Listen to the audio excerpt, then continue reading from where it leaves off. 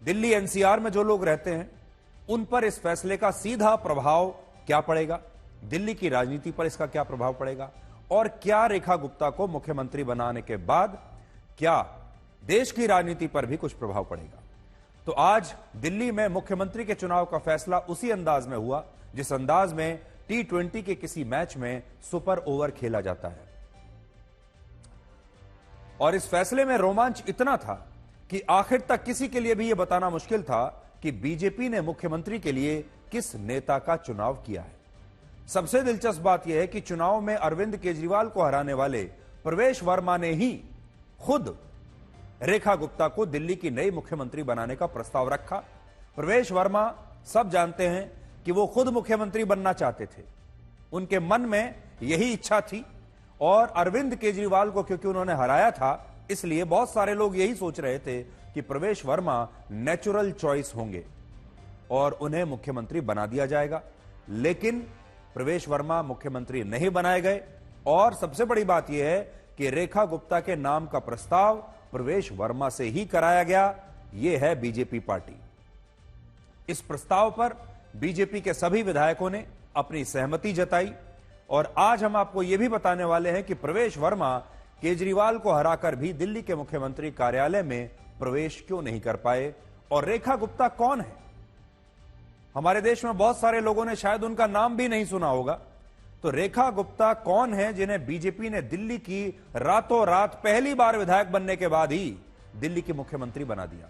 सोचिए, रेखा गुप्ता 2023 में मेयर नहीं बन पाई थी दिल्ली की, लेकिन 2 साल के बाद ही आज वो दिल्ली की मुख्यमंत्री चुन ली गई है। कितनी बड़ी बात है। रेखा गुप्ता से भी हमारे देश की महिलाएं आज बहुत कुछ सीख सकती हैं। रेखा गुप्ता को अब पहले आप जान लीजिए, रेखा गुप्ता हैं कौन।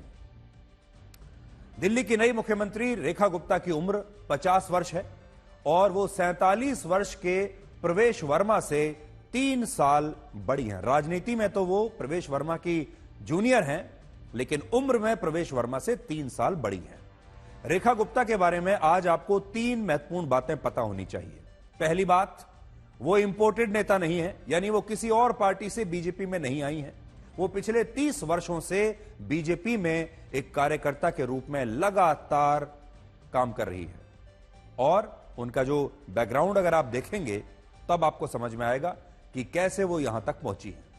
पहले वो बीजेपी के छात्र संगठन एबीवीपी की एक कार्यकर्ता थी। इसके बाद वर्ष 1996 में वो दिल्ली विश्वविद्यालय के छात्र संघ की अध्यक्ष बनी, यानी उन्होंने छात्र राजनीति भी की है बहुत अच्छे से। फिर भारतीय जनता युवा मोर्चा की प्रदेश मंत्री बनी, इसके बाद निगम पार्षद बनी, फिर विधायक बनी, और आज मुख्यमंत्री बन गई। बीजेपी देश की शायद इकलौती ऐसी पार्टी है जिसके देश में 11 मुख्यमंत्री ऐसे हैं जो पहले कभी बीजेपी में एक छोटे से कार्यकर्ता हुआ करते थे। इसलिए आज बीजेपी के जो लाखों कार्यकर्ता हैं, जब वो इस तरह के फैसलों को देखते हैं तो उन्हें अपने लिए भी एक उम्मीद जगती है। वो भी खुश होते हैं और उन्हें लगता है कि बीजेपी में एक कार्यकर्ता का भी भविष्य अच्छा है। अगर कार्यकर्ता लायक है, अगर कार्यकर्ता मन लगाकर काम कर रहा है, अगर वो प्रतिभाशाली है, तो एक दिन वो मुख्यमंत्री की कुर्सी तक पहुंच सकता है। दूसरी बात, रेखा गुप्ता किसी राजनीतिक खानदान से नहीं है, और वो पहली बार विधानसभा का चुनाव जीती हैं, और दिल्ली के शालीमार बाग विधानसभा क्षेत्र से वो जीवन में पहली बार विधायक बनी हैं। पहली बार विधायक बनते ही मुख्यमंत्री भी बन गई।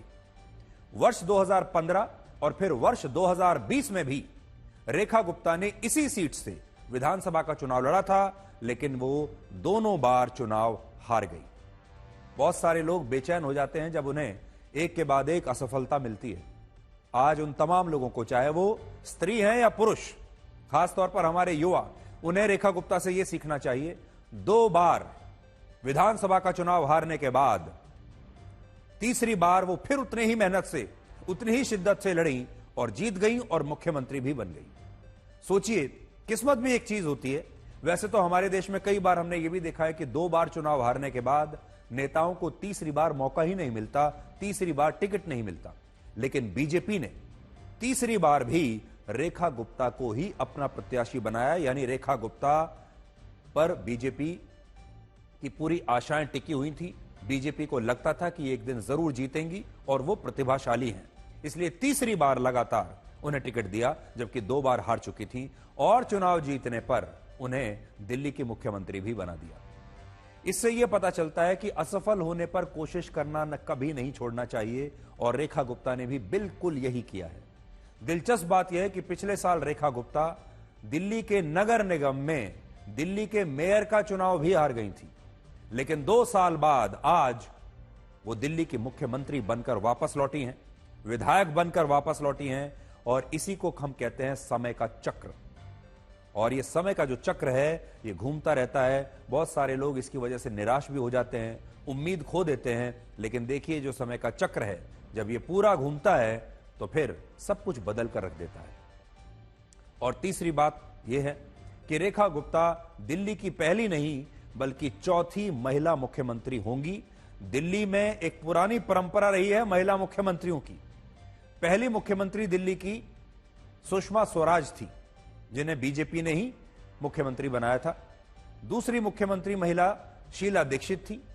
तीसरी आम आदमी पार्टी के नेता आतिशी थी, जो अब चुनाव के समय जब चुनाव हुए थे तो वो मुख्यमंत्री थी। और अब चौथी बार दिल्ली को एक महिला मुख्यमंत्री मिल रही हैं, जिनका नाम है रेखा गुप्ता। बड़ी बात यह है कि इनमें शीला दीक्षित अकेली ऐसी नेता थी जिन्हें चुनाव जीतने के बाद मुख्यमंत्री बनाया गया था और 15 वर्षों तक दिल्ली में उनकी सरकार रही, उनका शासन रहा। और अब रेखा गुप्ता शीला दीक्षित के बाद दूसरी ऐसी महिला मुख्यमंत्री होंगी जो चुनाव जीतने के बाद मुख्यमंत्री बनेंगी। और यहां आपको यह बात पता होनी चाहिए कि जब दिल्ली में कोई महिला चुनाव जीतने के बाद 5 साल के लिए मुख्यमंत्री बनती है तो फिर उसकी पारी बहुत लंबी चलती है। जो बाकी की महिला मुख्यमंत्री रहीं, सुषमा स्वराज और आतिशी, वो चुनाव जीतते ही मुख्यमंत्री नहीं बनी, बल्कि उन्हें बाद में मुख्यमंत्री बनाया गया और दोनों ही सिर्फ कुछ महीनों के लिए ही मुख्यमंत्री बन पाई। रेखा गुप्ता बनिया समुदाय से आती हैं, जो अगड़ी जाति में माने जाते हैं और दिल्ली में इस समुदाय की जो संख्या है, दिल्ली की जनसंख्या में, वो है 8%। नोट करने वाली बात यह है कि प्रवेश वर्मा जिस जाट समुदाय से आते हैं, उनकी आबादी भी दिल्ली में 8% ही है। और इससे आप समझ सकते हैं कि बीजेपी ने यह फैसला जातीय समीकरणों से ऊपर उठकर लिया है। और इस फैसले में आपको प्रधानमंत्री मोदी की महिला सशक्तिकरण की नीति की छाप साफ दिखाई देगी। और इससे यह पता चलेगा कि बीजेपी आने वाले भविष्य में महिला सशक्तिकरण पर कितना ज्यादा जोर देने वाली है। बीजेपी अगर प्रवेश वर्मा को मुख्यमंत्री बनाती तो वो सिर्फ एक जाति के एक वर्ग को शायद साध पाती। जैसे 8% जाट हैं दिल्ली में, हो सकता है जाट समुदाय बहुत खुश हो जाता। देश भर में भी जो जाट समुदाय के लोग हैं वो प्रवेश वर्मा को मुख्यमंत्री की कुर्सी पर देखकर बहुत खुश हो जाते। ये बात सही है, लेकिन रेखा गुप्ता को मुख्यमंत्री बनाकर बीजेपी ने दिल्ली की 1 करोड़ महिलाओं को साधने का काम किया है, उन्हें खुश कर दिया है, उनको राजनीति में एक प्रतिनिधित्व दिया है दिल्ली की 1 करोड़ महिलाओं को। और इस फैसले से बीजेपी ने पूरे भारत की 70 करोड़ महिलाओं को भी एक बहुत ही खास संदेश देने की कोशिश की है। इसलिए बीजेपी ने यह जो काम किया है, जो फैसला किया है, इससे बीजेपी को दिल्ली में तो फायदा होगा ही। दिल्ली की 1 करोड़ महिलाएं खुश होंगी कि किसी महिला को दिल्ली का मुख्यमंत्री बनाया गया है, लेकिन इस देश में जो 70 करोड़ महिलाएं हैं वो भी इस फैसले से प्रभावित होंगी। इस घोषणा के बाद अब देश में 2 महिला मुख्यमंत्री हो गई हैं। एक है पश्चिम बंगाल की मुख्यमंत्री ममता बनर्जी और दूसरी हैं दिल्ली की नई मुख्यमंत्री रेखा गुप्ता।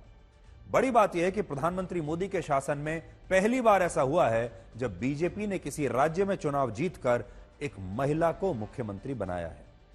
इस समय 13 राज्यों में बीजेपी के सभी मुख्यमंत्री पुरुष थे, लेकिन अब दिल्ली में बीजेपी के मुख्यमंत्री एक महिला होंगी और यह एक नया बदलाव है बीजेपी में। इससे पहले बीजेपी ने कई महिलाओं को मुख्यमंत्री बनाया है, लेकिन इस बार का जो इक्वेशन है वो हम आपको बता रहे हैं। हो सकता है कि दिल्ली में नेता प्रतिपक्ष भी एक महिला ही हो, क्योंकि केजरीवाल चुनाव हार गए हैं और पूर्व मुख्यमंत्री आतिशी चुनाव जीत गई है। इसलिए यह भी हो सकता है कि दिल्ली की मुख्यमंत्री भी एक महिला हो, जो है ही, और विपक्ष के नेता भी एक महिला रहें अगर आम आदमी पार्टी आतिशी को विपक्ष के नेता बनाती है। रेखा गुप्ता को मुख्यमंत्री बनाने के पीछे इस फैसले में दो और बड़ी महत्वपूर्ण बातें छिपी हैं। पहली बात यह है कि राजनीति में महिला आरक्षण को लागू करने के बाद अब प्रधानमंत्री मोदी महिला सशक्तिकरण के लिए बड़े बड़े फैसले ले रहे हैं। और दूसरा, दिल्ली में इस बार का पूरा चुनाव महिलाओं को केंद्र में रखकर लड़ा गया था और सभी राजनीतिक पार्टियों ने महिलाओं को हर महीने 2100 रुपए से लेकर 2500 रुपए का आर्थिक भत्ता देने का वादा किया था। और इनमें बीजेपी ने वादा किया है कि वो हर महीने महिलाओं को 2500 रुपया देगी। तो ये जो चुनाव है, अगर आप देखें तो असल में महिलाओं के इर्द गिर्द ही घूम रहा था, चाहे वो पार्टी कोई भी हो। और हर पार्टी दिल्ली की महिला वोटर्स को खुश करने में लगी हुई थी। इसलिए जब चुनाव ही महिलाओं के नाम पर लड़ा गया है, तो फिर अगर मुख्यमंत्री भी एक महिला बनती है तो संदेश बहुत अच्छा जाता है। पहले देश में परिवार में जो पुरुष होते थे, जिन्हें हम हेड ऑफ द फैमिली कहते हैं, क्योंकि हमारे यहां लोग मानते हैं कि यह पुरुष प्रधान समाज है, पुरुष प्रधान परिवार है। और परिवार में जो पुरुष होता है, जो परिवार का प्रमुख होता है, वो पुरुष ये तय करता था कि उनके घर की महिलाएं चुनाव में किसे वोट देंगी। घर के जो बड़े होते थे पुरुष, वो चुनाव से पहले आकर बताते थे पूरे परिवार को कि इस बार वोट इस पार्टी को देना है। लेकिन देखिए कितना बड़ा बदलाव आ गया है। अब आज के जो चुनाव होते हैं, अब चुनावों का रिमोट कंट्रोल महिलाओं के हाथों में आ गया है, पुरुषों के हाथों में नहीं है। और अगर महिलाएं किसी पार्टी के पक्ष में आ जाएं, किसी नेता के पक्ष में आ जाएं, तो उस पार्टी को देश की 70 करोड़ महिलाओं का समर्थन मिल सकता है, साथ मिल सकता है। और अगर ये महिलाएं किसी पार्टी की समर्थक बन गई तो इनका पूरा परिवार इनके फैसले से, इनकी पसंद और नापसंद से प्रभावित होता है और पूरा परिवार फिर आगे उसी हिसाब से चलता है जैसे महिलाएं कहती हैं। इसलिए आपने देखा होगा हाल के दिनों में पार्टियां चाहे कोई भी हो, चुनाव चाहे कोई भी हो, चाहे वो महाराष्ट्र का चुनाव होगा, चाहे वो दिल्ली का चुनाव होगा, चाहे वो झारखंड का चुनाव होगा, महिलाओं के लिए सबसे ज्यादा कल्याणकारी योजनाएं हर पार्टी लेकर आती है। क्योंकि अब वो समझ चुके हैं कि इस बार, जैसे आपको याद होगा, टीवी में जो लोग टीवी देखते हैं, परिवारों में प्राइम टाइम में रात को 9 बजे कौन सा सीरियल देखना है, टीवी का रिमोट कंट्रोल महिलाओं के हाथ में होता है। वो तय करती हैं कि कौन सा सीरियल चलेगा या कौन सा न्यूज शो उनके घर में चलेगा। पुरुष तय नहीं करते, अब रिमोट कंट्रोल टीवी का महिलाओं के पास रहता है। उसी प्रकार से अब चुनाव का रिमोट कंट्रोल भी महिलाओं के हाथ में आ चुका है। आज दिल्ली में बीजेपी के विधायकों की जिस बैठक में रेखा गुप्ता को मुख्यमंत्री बनाने का फैसला हुआ, उसमें दिल्ली से बीजेपी के सभी सांसद मौजूद थे। और बड़ी बात यह है कि आज से पहले ज्यादातर लोगों ने रेखा गुप्ता का नाम भी नहीं सुना था। नाम कई दिन से चल तो रहा था, लेकिन लोगों को पता नहीं था कि रेखा गुप्ता आखिर हैं कौन। और अचानक से ये रेखा गुप्ता नाम की जो नेता हैं, ये अचानक से कहां से आ गई और ये मुख्यमंत्री भी बन गई। रेखा गुप्ता के सोशल मीडिया प्लेटफॉर्म एक्स पर अब से 1 घंटा पहले 23,000 फॉलोअर्स थे, लेकिन अब जब से उनके मुख्यमंत्री बनने का ऐलान हुआ है, उनके फॉलोअर्स की संख्या 33,000 हो चुकी है। और हर पल हर मिनट अब रेखा गुप्ता के सोशल मीडिया पर फॉलोअर्स लगातार बढ़ रहे हैं।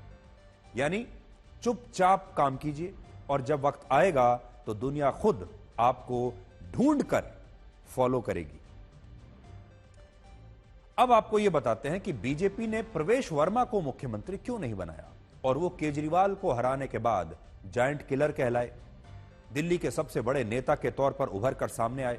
मीडिया में लगातार उन्हें लेकर खबरें चल रही थी कि प्रवेश वर्मा शायद दिल्ली के नए मुख्यमंत्री होंगे और बीजेपी को ऐसे व्यक्ति को मुख्यमंत्री बनाना चाहिए जो केजरीवाल की टक्कर का, उनके कद का नेता हो। इस तरह की थ्योरीज बहुत चल रही थी।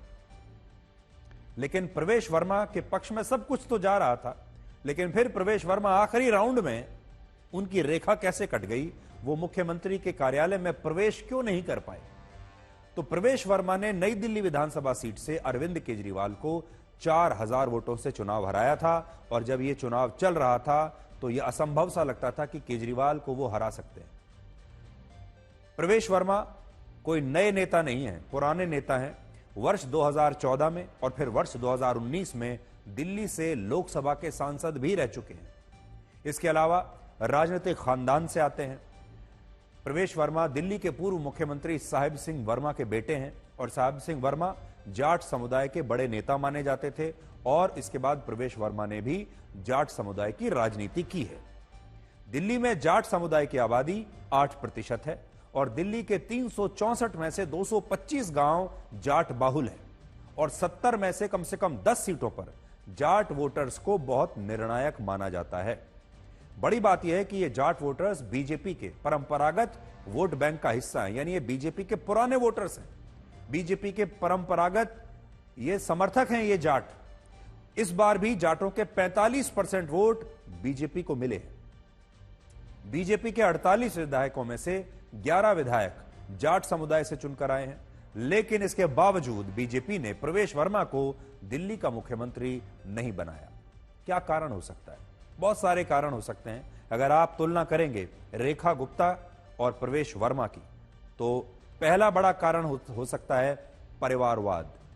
बीजेपी हमेशा यह संदेश देना चाहती है देश के लोगों को कि वो परिवारवाद में विश्वास नहीं रखती और रेखा गुप्ता किसी राजनीतिक खानदान से नहीं आती, एक आम परिवार से आती हैं। प्रवेश वर्मा एक बड़े राजनीतिक खानदान से आते हैं। उनके पिता साहब सिंह वर्मा दिल्ली के मुख्यमंत्री रह चुके हैं और हो सकता है कि बीजेपी को यह लगा हो कि अगर प्रवेश वर्मा मुख्यमंत्री बनते हैं तो इससे परिवारवाद को लेकर एक गलत संदेश जा सकता है। दूसरा, इस फैसले से बीजेपी ने यह भी बताया है कि वो एक ऐसी पार्टी है जिसमें चुनाव जीतने वाले सभी नेता बराबर होते हैं। अगर बीजेपी में मुख्यमंत्री के पद के लिए किसी नेता का चयन इस आधार पर नहीं होता कि उस नेता ने चुनाव में कितने बड़े नेता को हराया है, और यही बात बीजेपी को दूसरी पार्टियों से अलग बनाती है। अगर कोई दूसरी पार्टी रही होती तो हो सकता है प्रवेश वर्मा को मुख्यमंत्री बना देती, लेकिन बीजेपी का ऐसा मानना है कि अगर प्रवेश वर्मा जैसे नेता ने अरविंद केजरीवाल को हराया भी है, कोई भी बड़ा चुनाव जब बीजेपी जैसी कार्यकर्ता वाली पार्टी, काडर वाली पार्टी लड़ती है और जीतती है, तो वो सिर्फ एक चेहरे के आधार पर नहीं जीतती, सिर्फ एक उम्मीदवार के चेहरे के आधार पर नहीं जीतती। उसके पीछे कार्यकर्ताओं की बहुत मेहनत होती है और उसके पीछे पिछले 5 साल में बीजेपी का जो काडर है, बीजेपी की जो पूरी टीम है जिसने इतनी मेहनत की है, उसकी मेहनत भी जो है काम आती है। तो इससे यह साबित होता है कि बीजेपी की जो शीर्ष नेतृत्व है वो ऐसा मानता है कि प्रवेश वर्मा ने कोई अपने अकेले बल पर अरविंद केजरीवाल को नहीं हराया है। इसके पीछे पार्टी की मेहनत है, इसके पीछे पार्टी के बड़े बड़े नेताओं की अपनी रणनीति है। पूरी पार्टी ने जोर लगाया, पूरी पार्टी ने धक्का मारा।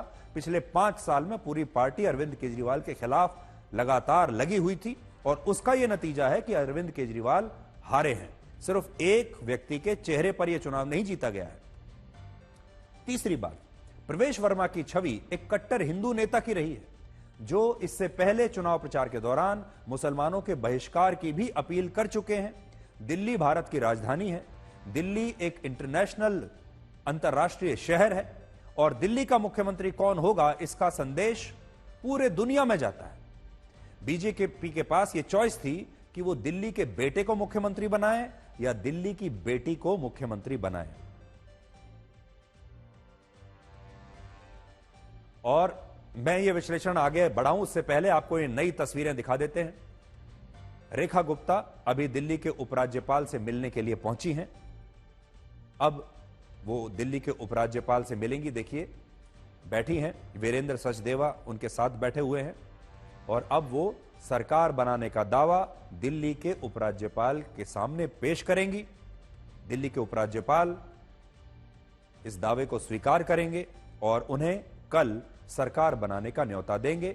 इस समय 3 चेहरे आपको दिखाई दे रहे हैं। एक रेखा गुप्ता है जो सबसे ज्यादा प्रसन्न इस वक्त आपको दिख रही हैं, क्योंकि उन्होंने खुद भी कभी यह सोचा नहीं होगा कि पहली बार ही चुनाव जीतने के बाद पार्टी उन्हें मुख्यमंत्री बना देगी।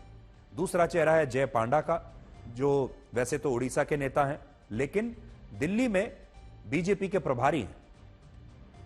और वीरेंद्र सचदेवा जो दिल्ली के प्रदेश अध्यक्ष हैं बीजेपी के, वो सामने बैठे हैं। इधर आप रविशंकर प्रसाद जी को देख रहे हैं, जिन्हें पर्यवेक्षक बनाया था बीजेपी ने नया मुख्यमंत्री चुनने के लिए। बांसुरी स्वराज आपको दिखाई दे रही हैं बिल्कुल कोने में अपनी स्क्रीन पर, जो कि नई दिल्ली से सांसद हैं बीजेपी की।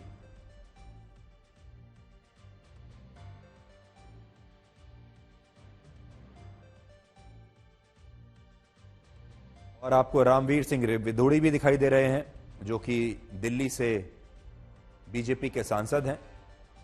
और ये सारे लोग इस समय उपराज्यपाल के आवास पर बैठे हुए हैं, उपराज्यपाल का इंतजार कर रहे हैं। और अब पार्टी औपचारिक रूप से रेखा गुप्ता सरकार बनाने का दावा उपराज्यपाल को पेश करेंगे। रविशंकर प्रसाद जी के साथ में ओपी धनखड़ बैठे हुए हैं, जो बीजेपी के ही पर्यवेक्षक बनाए गए थे।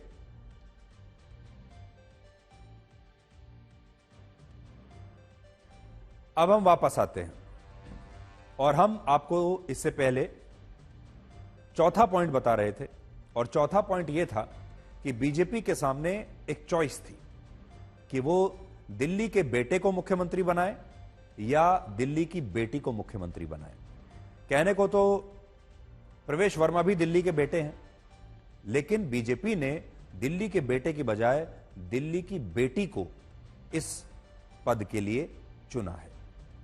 पांचवी बात यह कि बीजेपी दिल्ली को एक महिला मुख्यमंत्री देना चाहती थी, जिसके कारण प्रवेश वर्मा इस प्रतिस्पर्धा से बाहर हो गए। और इस फैसले से यह भी पता चलता है कि बीजेपी मुख्यमंत्री के चुनाव में हमेशा एक जैसी रणनीति नहीं अपनाती। जैसा देश वैसा भेष, जैसा राज्य वैसी रणनीति, जैसे हालात नए नए होते चाहते हैं, वैसे ही बीजेपी नई नई रणनीति बनाती है और बीजेपी सबको लगातार सरप्राइज देती चली जाती है। लोकसभा चुनाव से पहले बीजेपी ने मध्य प्रदेश, राजस्थान और छत्तीसगढ़ में भी नए नेताओं को मुख्यमंत्री बनाया था, आपने देखा होगा। और ये ऐसे नेता थे जिनके नाम की किसी ने कल्पना भी नहीं की थी, और ऐसे नए नेताओं को बीजेपी ने अपने काडर में से निकाला और उन्हें मुख्यमंत्री की कुर्सी पर बैठा दिया। लेकिन लोकसभा चुनाव में हुए नुकसान के बाद बीजेपी ने हरियाणा में नायब सिंह सैनी को ही रिपीट किया और महाराष्ट्र में भी देवेंद्र फडणवीस को ही मुख्यमंत्री बनाया, जो इस पद के दावेदारों की सूची में वैसे भी सबसे ऊपर ही थे।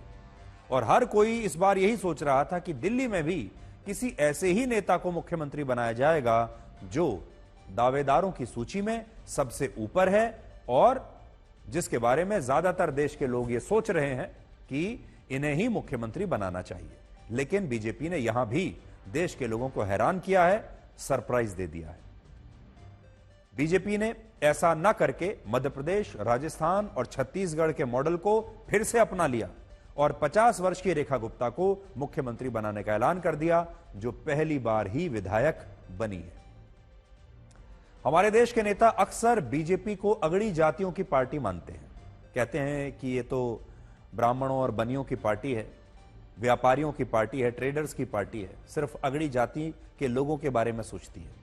लेकिन अब जो हम आपको सूची दिखाने वाले हैं वो ये बताती है कि देश में बीजेपी के जो 13 मुख्यमंत्री हैं वो लगभग सभी जातियों और वर्गों से आते हैं।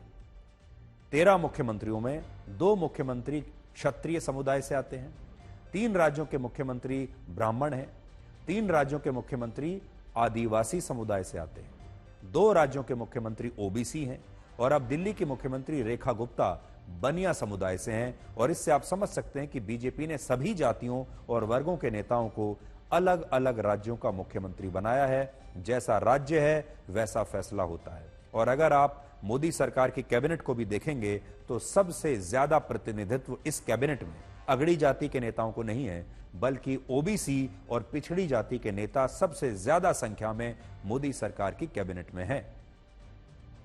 अब देश के 14 राज्यों में बीजेपी के मुख्यमंत्री हो जाएंगे और इन सारे मुख्यमंत्रियों की उम्र को जब आप देखेंगे और उनकी औसत निकालेंगे तो इन सारे मुख्यमंत्रियों की औसत उम्र है 55 वर्ष, 55 ईयर्स। इनमें अरुणाचल प्रदेश के मुख्यमंत्री पेमा खांडू सबसे छोटे हैं उम्र में और उनकी उम्र सिर्फ 45 साल है। और त्रिपुरा के मुख्यमंत्री माणिक साहा की उम्र सबसे ज्यादा है, वो 72 वर्ष के हैं और रेखा गुप्ता की उम्र इस समय 50 वर्ष है। रेखा गुप्ता के पति मनीष गुप्ता हमारे साथ हैं। तो सर बहुत बहुत पहले तो बधाई हो, क्या कहना चाहेंगे? हाँ, हम भी वही धन्यवाद आप लोगों को भी, हमको भी, सबको, कि पार्टी का आज मुख्यमंत्री तय हुआ और सर्वसम्मति से तय हुआ। विधायक दल की बैठक में सबने आपस में ओपिनियन बना के ये तय किया, तो पार्टी का धन्यवाद है। पार्टी में पूरी प्रक्रिया फॉलो की गई और ये हमारी पार्टी की लोकतांत्रिक विधि है जिसका कि हम सब सम्मान करते हैं। वन मैन रोल नहीं है यहाँ तो जो है पूरी सर्वसम्मति से पार्लियामेंट्री बोर्ड और विधायक दल सब लोगों ने मिल के योजना बनाई। मुनीष जी, आप तो उनके साथ पार्षद थे जब से, उन दिनों से लेकर अभी तक के दिन कैसे आप देखते हैं कि आज वो मुख्यमंत्री बन गई है, पार्षद से सफर था, एमएलए और मुख्यमंत्री? हमें तो काम, कोई भी दायित्व हो, हमें तो काम करना है। दायित्व कोई भी हो, लगातार जो भी पब्लिक के हित में जो भी फैसले हैं, जो पार्टी के फैसले हैं, मोदी जी का जो विजन है उसको लागू करना है और वही गाइड करेंगे। हम तो एक मतलब साथ साथ में चलने वाले हैं, वो हमें गाइड करेंगे और हम काम करेंगे। ये है 1993 के बीजेपी की सबसे बड़ी उपलब्धि यह है कि उसने अपने शासन में सूत्रों के काम को बिल्कुल समाप्त कर दिया। आपको याद होगा, इससे पे कुछ वर्ष पहले तक मीडिया में सूत्रों के हवाले से बड़ी खबरें चला करती थी। सूत्रों के मुताबिक ऐसा हो रहा है, सूत्रों के मुताबिक ऐसा हो रहा है। और आज भी जब किसी राज्य में कांग्रेस या किसी और विपक्षी दल की सरकार बनती है तो उनकी बैठकों में होने वाला हर फैसला, किसने क्या कहा, ये सारी बातें सूत्रों के हवाले से पहले ही मीडिया में लीक हो जाती है। आपने देखा होगा। और इससे पहले कुछ वर्ष पहले तक जब मोदी सरकार नहीं आई थी तो उससे पहले केंद्र सरकार में भी कैबिनेट में कौन कौन आने वाला है, मंत्री परिषद में कौन को किस नेता को कौन सा मंत्री पद मिलने वाला है, ये सब बातें पहले दिन ही लीक हो जाती थी।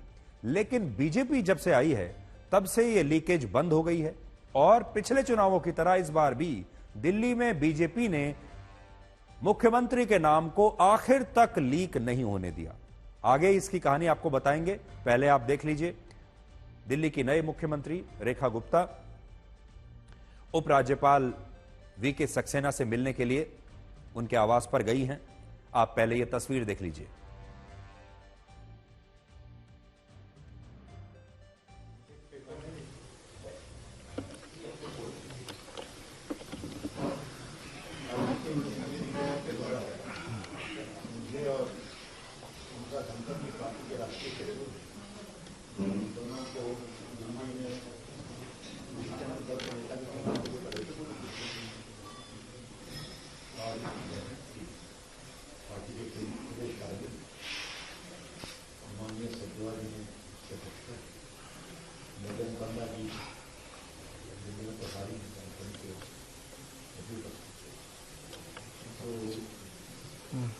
सर्वानुमति से रेखा जी को नेता चुना गया। प्रस्ताव करने वाले थे उसके बाद सतीश उपाध्याय जी कहाँ लगे नमस्कार है और 9 विधायकों ने उसको यूनानिमस चॉइस नेगरी आनेबल हमारे सभी सामान्य सांसद भी उपस्थित थे। थोड़ा निकलने में देरी हो गई, क्षमा करिए। तो इसलिए हम लोग को उनको रेस्क्यू करना पड़ा। सॉरी के उत्साह मीडिया तो हम दोनों ऑब्जर्वर इनके सर्वानुमति के चुनाव की को कर रहे हैं। आपको हम दे देंगे उसकी कॉपी, उसमें हम दोनों के दस्तखत हैं, के दस्तखत हैं और तीनों प्रस्तावकों के और सेकंड ये हम आपको और इसके बाद हम। तो देखिए, एक दिलचस्प बात यह भी है कि दिल्ली के उपराज्यपाल वीके सक्सेना 26 मई 2022 को दिल्ली के उपराज्यपाल बने थे और तब से लेकर अब तक लगातार आम आदमी पार्टी की सरकार से उनका संघर्ष चलता रहा। पहले उनका संघर्ष चलता था, उनके मतभेद होते थे दिल्ली के मुख्यमंत्री अरविंद केजरीवाल के साथ। उसके बाद फिर आतिशी आई और उन्होंने 2022 से लेकर 2025 तक लगातार आम आदमी पार्टी के साथ संघर्ष किया है। यानी उपराज्यपाल की सोच कुछ अलग है और दिल्ली की सरकार की सोच उससे बिल्कुल उलट है और दिल्ली वालों को इसका बड़ा नुकसान हुआ। तो उपराज्यपाल ने भी आज चैन की सांस ली होगी कि आखिर अब एक नई सरकार बनी है जो कि अब उपराज्यपाल और दिल्ली के मुख्यमंत्री जो हैं अब एक साथ मिलकर कदम से कदम मिलाकर दिल्ली के लोगों के बारे में सोच सकते हैं। अब आप ये देखिए कि दिल्ली की नई मुख्यमंत्री रेखा गुप्ता की चुनौतियां क्या हैं और दिल्ली की जो जनता है देश की सबसे पढ़ी लिखी जनता है, ये देश की राजधानी है, यहां की जनता सबसे ज्यादा अखबार पढ़ती है, न्यूज चैनल देखती है, सबके पास मोबाइल फोन है, सोशल मीडिया देखती है और सबसे ज्यादा जागरूक वोटर दिल्ली के माने जाते हैं। तो ये ऐसे वोटर हैं जो पहले दिन से ही रेखा गुप्ता को परखना शुरू कर देंगे और रेखा गुप्ता को एक दिन का भी समय नहीं देंगे आराम करने का। तो सबसे पहली बात यह है कि मुख्यमंत्री रेखा गुप्ता को सिर्फ काम नहीं करना होगा बल्कि उन्हें काम करते हुए दिखना भी होगा। यह बहुत बड़ी चुनौती उनके लिए है। तो उन्हें सबसे पहले वो काम करने होंगे जिससे दिल्ली वालों को तुरंत यह लगे कि सिर्फ उनकी सरकार नहीं बदली बल्कि दिल्ली के हालात भी तुरंत बदलने लगे हैं, दिल्ली की व्यवस्थाएं भी तुरंत बदलने लगी हैं। इसलिए उनके लिए जो चुनौतियां हैं वो बहुत ज्यादा होंगी और दिल्ली वाले ये उम्मीद करेंगे कि बस अगले दिन से ही उन्हें बदलाव महसूस और दिखाई देना शुरू हो जाए। तो सबसे पहले तो रेखा गुप्ता को दिल्ली की खस्ता हाल सड़कों की मरम्मत करानी होगी और ये सड़कें ऐसी चीज हैं जिसका दिल्ली वाले हर रोज इन सड़कों पर चलते हैं। अगर रेखा गुप्ता ने पहले दिन से ही सड़कों पर काम शुरू कर दिया, सड़कों की मरम्मत करा दी, सड़कों को ठीक कर दिया, तो दिल्ली वालों को एक हफ्ते के अंदर यह बात महसूस होने लगेगी कि वाकई दिल्ली बदल रही है, बीजेपी की सरकार आ गई है। हमें महसूस हो रहा है कि नई सरकार आई है और नई सरकार काम कर रही है और यह काम सड़कों के जरिए सबसे जल्दी हो सकता है क्योंकि जैसे ही सड़कें ठीक होती हैं उस शहर के लोगों का जो परसेप्शन है सरकार के बारे में तुरंत बदल जाता है। दूसरा, दिल्ली की सड़कों पर जो गंदगी है और दिल्ली शहर में जो पूरे शहर में जब आप जाएंगे, चाहे वो सड़क हो, गली मोहल्ले हो, कोई भी जगह हो, वहां पर गंदगी ही गंदगी आपको दिखाई देगी। आपको ऐसा लगेगा कि दिल्ली एक ऐसा पुराना मकान है जिसमें वर्षों से सफाई नहीं हुई है, जिस मकान में वर्षों से झाड़ू नहीं लगी है। आम आदमी पार्टी का चुनाव चिन्ह तो था झाड़ू, लेकिन उन्होंने दिल्ली को एक ऐसा मकान बना दिया जिसमें कितने वर्षों से किसी ने झाड़ू नहीं लगाई, यानी उस मकान की सफाई नहीं हुई है, उस मकान का बुरा हाल है और दिल्ली में कूड़े के बड़े बड़े पहाड़ जो हैं वो जमा हो गए। तो सफाई का जो काम है, शहर की सफाई, गलियों की सफाई, मोहल्लों की सफाई, सड़कों की सफाई, वो काम भी नई मुख्यमंत्री रेखा गुप्ता को तुरंत करना होगा। तीसरा, यमुना नदी को साफ सुथरा बनाना होगा क्योंकि दिल्ली में हर रोज लाखों लोग यमुना नदी को आते जाते हुए देखते हैं और यमुना नदी का जो गंदा पानी है वो दिल्ली के साथ उसकी तस्वीर एक चिपक गई है दिल्ली वालों के दिमाग में कि यमुना नदी ऐसी ही रहेगी। लेकिन जब वो यहां से गुजरेंगे और उन्हें यमुना नदी साफ दिखाई देगी, जब लोगों को यह पता चलेगा कि यमुना का पानी साफ हो रहा है, तो उनके अंदर सरकार के प्रति एक नया भरोसा आएगा। चौथी बात, दिल्ली में वायु प्रदूषण को रेखा गुप्ता को तुरंत कम करने के लिए कुछ नए कदम उठाने पड़ेंगे। दिल्ली की जनता दिन रात जहरीली हवा में सांस ले रही है। हवा अगर साफ हो गई तो दिल्ली की जनता जीवन भर उनका एहसान मानेगी और जनता को तुरंत समझ में आ जाएगा कि आज पूरे दिन, पूरे हफ्ते, पूरे महीने उन्हें साफ हवा में सांस लेने का मौका मिला है, जो कि इससे पहले कभी नहीं हुआ। पांचवी बात, इससे दिल्ली ही नहीं, पूरे दिल्ली एनसीआर में रहने वाले 4.5 करोड़ लोगों को भी पूरा फायदा होगा।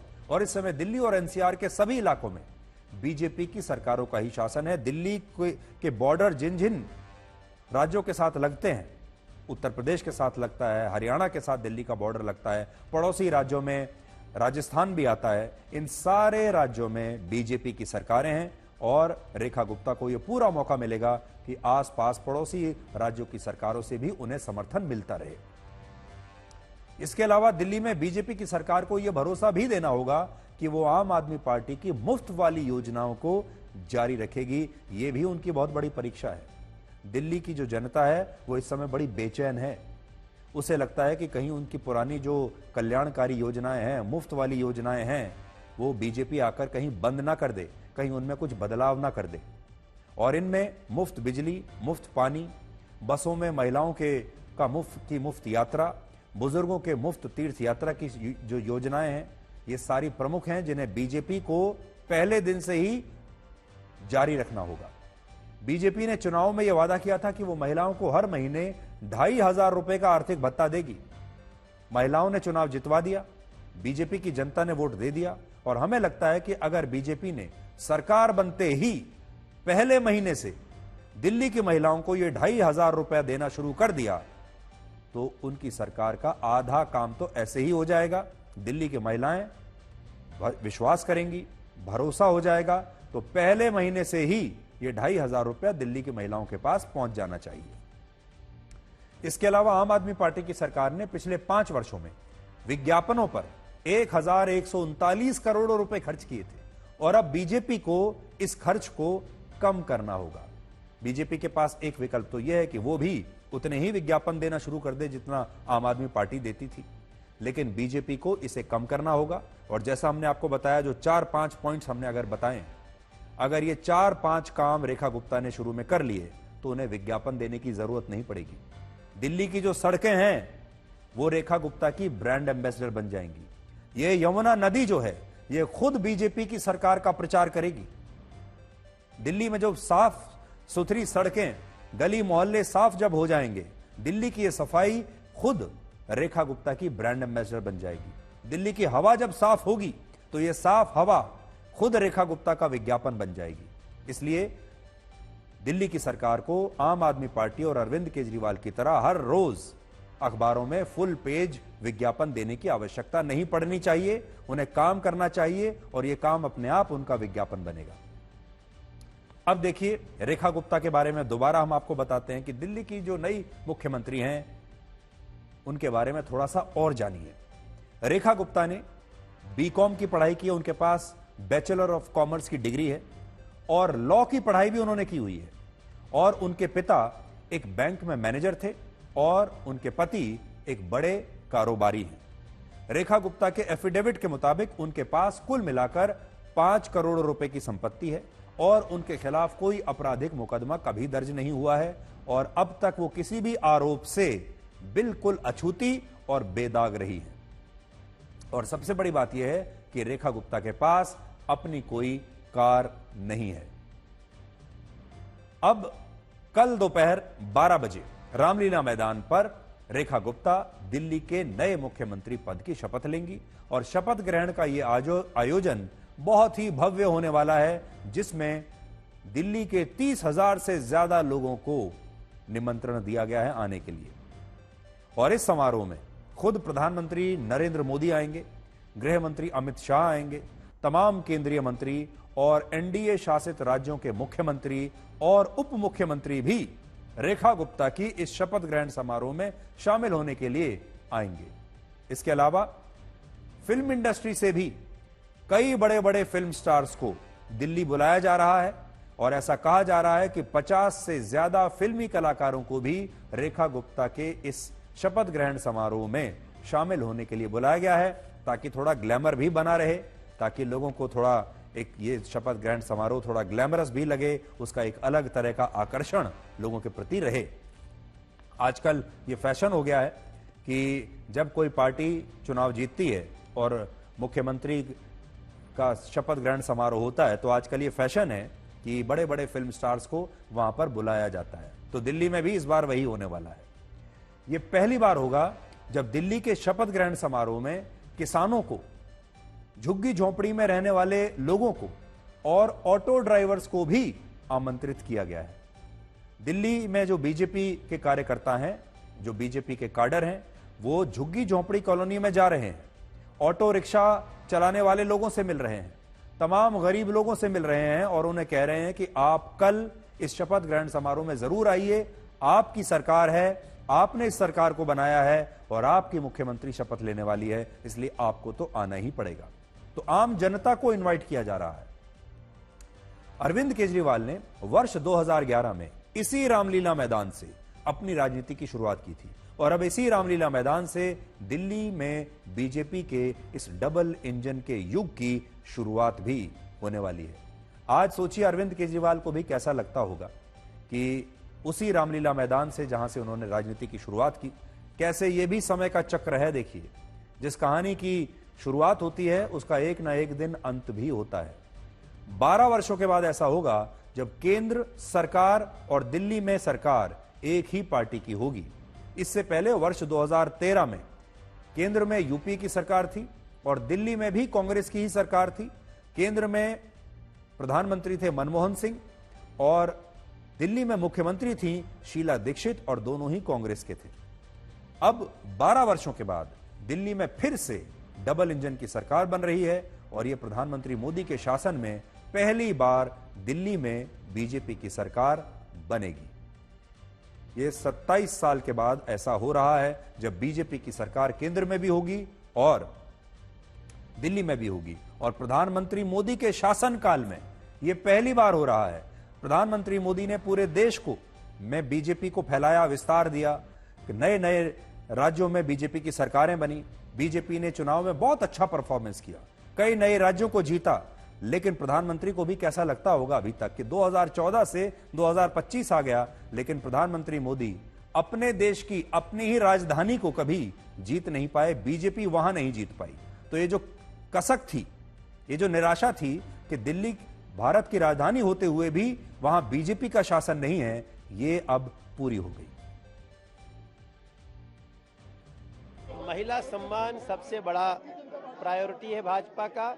रेखा गुप्ता को विधायक दल का नेता बनने की, दिल्ली के मुख्यमंत्री पद पे बैठने की बहुत बहुत बधाई। ये बहुत गर्व की बात है और जो दिल्ली के अंदर 50% महिलाएं दिल्ली के अंदर भारतीय जनता पार्टी को जिसने वोट दिया, उन सबके लिए सम्मान की बात है, भारतीय जनता पार्टी के सम्मान की बात है और दिल्ली के सम्मान की बात है। निश्चित तौर के ऊपर कल सुबह से डबल इंजन की सरकार दिल्ली के अंदर विकास करेगी। मेरी बहुत बहुत शुभकामनाएं और बधाई है और मुझे पूरी उम्मीद है कि उनके नेतृत्व में निश्चित तौर पे दिल्ली के लोगों ने जो कष्ट भोगा है पिछले 10 सालों में, उससे भारतीय जनता पार्टी और रेखा जी मुक्त कराएंगे। श्री परवेश वर्मा जी ने प्रस्ताव रखा, उसके बाद श्री विजेंद्र गुप्ता जी ने, श्री सतीश उपाध्याय जी ने उनके समर्थन में प्रस्ताव पेश किया और जिसको सर्वसम्मति से सभी विधायकों ने पास किया। प्रधानमंत्री जी नरेंद्र मोदी ने दिल्ली की जनता से मांगा था कि दिल्ली की सरकार मुझे दे दीजिए और उसके बाद रेखा गुप्ता जी आज दिल्ली की मुख्यमंत्री, प्रधानमंत्री जी ने, नड्डा जी ने, राष्ट्रीय नेतृत्व ने हमारे दिल्ली में नया मुख्यमंत्री तो आ गया। इसके अलावा आज एक और खबर है आपके लिए, इसलिए अब आपको यह बताने वाले हैं कि क्या महाकुंभ को इसलिए निशाना बनाया जा रहा है क्योंकि यह हिंदुओं का सबसे बड़ा धार्मिक आयोजन है। आज मुख्यमंत्री योगी आदित्यनाथ ने उत्तर प्रदेश की विधानसभा में 1 घंटे और 31 मिनट का लंबा भाषण दिया और इसमें 1 घंटा और 12 मिनट ऐसे थे जब मुख्यमंत्री योगी ने सिर्फ महाकुंभ की बात की और कहा कि अगर महाकुंभ का आयोजन करना अपराध है तो इस अपराध को वो बार बार दोहराएंगे। अब देखिए, महाकुंभ पर इतना अटैक क्यों हो रहा है, इतनी राजनीति क्यों हो रही है, महाकुंभ की इतनी आलोचना क्यों हो रही है विपक्ष द्वारा। तो महाकुंभ के 2 पोस्टर बॉयज हैं, एक है प्रधानमंत्री मोदी और दूसरे हैं मुख्यमंत्री योगी। मोदी और योगी ये पोस्टर बॉयज हैं। विपक्षी नेता इस समय इन्हीं दोनों को निशाना बनाने के लिए महाकुंभ का विरोध कर रहे हैं। बीजेपी के सारे मुख्यमंत्रियों में योगी आदित्यनाथ देश के इकलौते ऐसे नेता हैं जिनकी एक तेजी से राष्ट्रीय पहचान बन रही है और इसीलिए बीजेपी देश के हर कोने में उनसे प्रचार करवाती है। और यही कारण है कि योगी आदित्यनाथ पर सिर्फ उत्तर प्रदेश के विपक्षी नेता अखिलेश यादव ही नहीं बल्कि पश्चिम बंगाल की मुख्यमंत्री ममता बनर्जी भी अटैक करती हैं, बिहार से लालू यादव भी हमला बोलते हैं, कर्नाटक के उप मुख्यमंत्री डीके शिवकुमार और कांग्रेस अध्यक्ष मल्लिकार्जुन खड़गे समेत विपक्ष के लगभग सभी बड़े नेता, चाहे वो किसी भी राज्य के हों, किसी भी पार्टी के हों, वो योगी पर लगातार हमला करते हैं। इससे यह पता चलता है कि अब योगी आदित्यनाथ धीरे धीरे एक राष्ट्रीय नेता बन रहे हैं और बीजेपी में भी उनका कद काफी बड़ा हो चुका है और इस बात को विपक्ष के नेता भी जानते हैं, देख रहे हैं। दूसरा, महाकुंभ के सफल आयोजन से मुख्यमंत्री योगी की एक कुशल प्रशासक की छवि बनी है। वो एक ऐसे नेता बन गए हैं जिन्होंने पूरी दुनिया के सबसे बड़े धार्मिक आयोजन का सफल संचालन किया है। इतने बड़े आयोजन का संचालन करने के लिए जो प्रशासनिक कुशलता चाहिए वो मुख्यमंत्री योगी आदित्यनाथ में पूरे देश ने देखी है, उन्होंने ये साबित किया है। बड़ी बात यह है कि वो महाकुंभ के आयोजन के साथ इस पर हो रही राजनीति का भी चुन चुनकर हर रोज जवाब देते जा रहे हैं। आज विधानसभा में उन्होंने जो कहा, सबसे पहले आप ये सुन लीजिए। ये आयोजन किसी पार्टी विशेष का नहीं था, किसी सरकार का नहीं था। मैं तो बार बार इस बात को कहता रहा हूं कि आयोजन समाज का है, सरकार पीछे है। सरकार सहयोग के लिए अपने उत्तरदायित्वों का निर्वहन करने के लिए एक सेवक के रूप में हम लोग वहां पर हैं। काहिरा का वीडियो लेकिन महाकुंभ के साथ जोड़ करके दुष्प्रचार किया जा रहा था। नेपाल का वीडियो महाकुंभ के साथ, झारखंड की किसी घटना को महाकुंभ के साथ, या देश के अंदर के किसी अन्य दुर्घटना को जूसी के साथ जोड़ करके दुष्प्रचार करके अफवाह फैलाने का जो कार्य हो रहा था, कौन लोग थे? और इसीलिए मैं कहना चाहूंगा कि बड़ा हसीन है इनकी जवान का जादू। लगा के आग बहारों की बात करते हैं,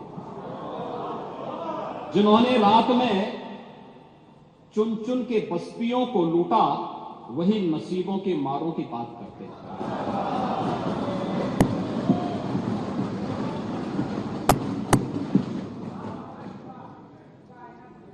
महोदय, ये उर्दू नहीं है, ये सब हिंदी। तो बड़ा सवाल सिर्फ आज भी यही है कि क्या विपक्षी नेता महाकुंभ को सिर्फ इसलिए निशाना बना रहे हैं क्योंकि यह सनातन धर्म से जुड़ा हुआ है? क्या ये विपक्षी नेता किसी और धर्म के त्योहार को या किसी और धर्म के आयोजन के बारे में भी ऐसी ही आपत्तिजनक बातें कह सकते हैं? क्या ये ईद के बारे में, मुहर्रम के बारे में, हज की यात्रा के बारे में ये बात कह सकते हैं? क्या ये क्रिसमस के बारे में ये बातें कह सकते हैं? क्या ये दूसरे धर्मों के जो आयोजन हैं उनके बारे में भी ऐसी ही भाषा का प्रयोग कर सकते हैं? ये देखने वाली बात होगी।